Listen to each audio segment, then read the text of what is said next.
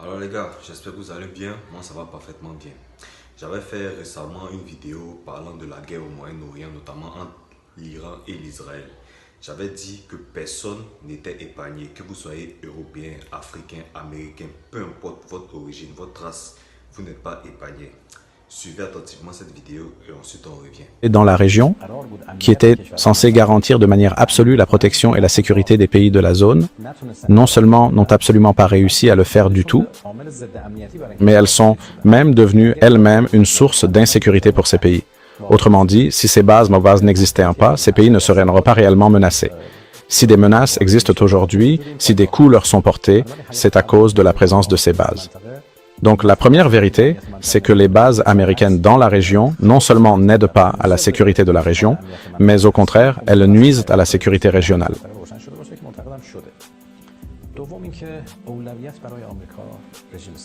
Deuxièmement, la priorité pour l'Amérique, c'est le régime sioniste, c'est Israël.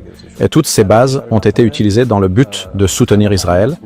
Pour les pays de la région, cela a été contraire à leur sécurité et on a essayé de créer de la sécurité pour Israël. J'espère que cela est désormais clair pour nos amis. Ce qui constitue l'objectif premier, central et final de l'Amérique, c'est le régime sioniste et la sécurité de ce régime. Et pour cela, tous les autres sont sacrifiés. Et nous avons vu dans tout ce qui s'est passé pendant cette période que les Américains ont été incapables d'assurer la sécurité des pays où ils avaient des bases. La troisième vérité qui est devenue évidente, c'est que les objectifs du régime sioniste sont bien plus grands que ce qui est annoncé, comme lorsqu'ils disent qu'ils veulent simplement vivre en sécurité, qu'il y ait deux États et que tout le monde vive en paix. Ce n'est absolument pas le cas. Leurs objectifs sont bien plus ambitieux. Pour étendre leur domination et soi-disant leur hégémonie sur la région. Nous avons vu qu'ils parlent d'un grand Israël, un grand Israël qui engloberait une grande partie de l'Arabie saoudite, une partie de l'Irak, toute la Jordanie et bien d'autres régions encore. Ils n'hésitent même pas à annoncer quels sont leurs objectifs. La quatrième vérité, comme vous l'avez également mentionné, c'est que cette guerre n'est ni la guerre de l'Iran ni celle des États-Unis. C'est une guerre.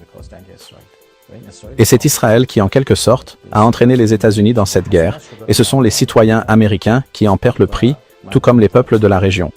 Aujourd'hui, même aux États-Unis, c'est un sujet d'actualité, une guerre totalement injustifiée, complètement irréfléchie, sans considération pour les intérêts américains, menée uniquement au profit d'Israël. Mais nous sommes également témoins d'une opposition croissante à cela aux États-Unis. Ce sont là des vérités qui ont été révélées à propos de cette guerre. Nous espérons que nos amis dans la région prêteront attention à cette expérience et qu'ils l'ont déjà fait et qu'ils adapteront leur propre politique en conséquence. Docteur Nkashaei, les réactions des pays sont également très analysables ces jours-ci. Nous voyons et entendons différentes analyses, tant à l'étranger que dans les médias nationaux et internationaux, à ce sujet. Par exemple, certains pays européens, au lieu de condamner les responsables de cette guerre, préfèrent rester neutres, tandis qu'en face, nous voyons des responsables espagnols qui, de manière tout à fait claire, s'opposent aux États-Unis et au régime sioniste et leur donnent une réponse ferme et catégorique. À mon avis, les positions des Européens sont très dignes d'être étudiées dans cette affaire. Tous prétendaient et prétendent encore qu'ils sont contre cette guerre, qu'ils s'opposent à la poursuite de cette guerre, mais en pratique, ils ne sont pas prêts à la condamner fermement. L'agression et l'attaque contre l'agresseur, en réalité, est le fait de montrer que l'Europe n'est plus vraiment un acteur principal sur la scène internationale.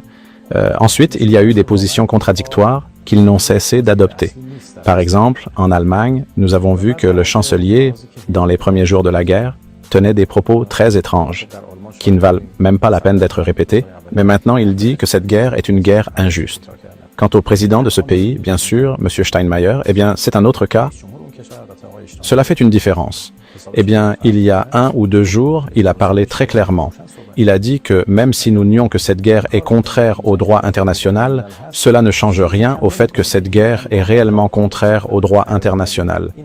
Même si nous ne le disons pas, cette réalité existe. De la même manière que ce qui s'est passé dans l'affaire de Gaza était contraire au droit international. Ensuite, les Espagnols ont répété la même chose. À mon avis, les Européens commencent à réaliser Nous espérons que les voix courageuses, dont nous avons entendu une ou deux ces derniers jours en Europe, deviendront plus nombreuses et seront répétées. L'Europe prétend avoir été le porte-drapeau du droit international, le porte-drapeau de nombreuses valeurs occidentales, mais tout cela est maintenant remis en question.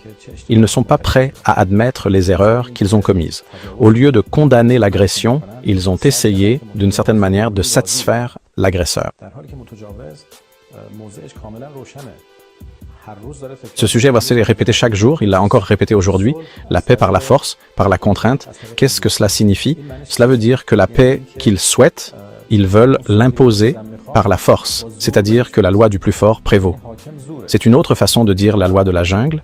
Celui qui a le plus de force impose la paix qu'il estime bonne pour lui-même. En réalité, il mène le monde dans une direction qu'il souhaite et les faibles seront écrasés.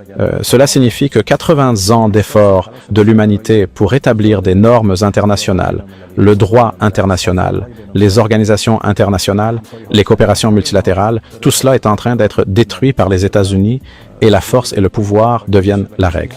C'est justement ce contre quoi, avant nous, les Européens, qui prétendaient défendre un monde multilatéral, auraient dû se dresser, mais malheureusement, à cause de leur faiblesse, au lieu de... C'est une politique totalement erronée. Ah, Dr Arakchay, il ne nous reste que peu de temps avant la fin de cette conversation. Au cours de vos propos, vous avez évoqué certaines actions menées par l'appareil diplomatique et ces derniers jours, depuis le début de la guerre de Ramzan, nous avons été témoins du transfert des pèlerins, du retour d'un grand nombre de nos chers compatriotes partis en pèlerinage, des visiteurs des lieux saints et même de la question de nos sportifs. Vos interviews et celles de vos collègues dans les médias étrangers nous ont montré... Alors, nous voici à la fin de cette vidéo. Je vous avais bien prévenu il y a quelques semaines de cela que voilà, personne n'était épargné. On a pensé que entre l'Ukraine et la Russie, on a commis l'erreur de penser que nous étions à l'abri. Mais là, avec tout ce qui vient de se dire là, voilà, je pense pas. Alors, voici un peu ça. Faites-moi savoir ce que vous en pensez en commentaire. J'ai hâte de vous lire. On se dit à très vite pour une prochaine vidéo. Allez, ciao.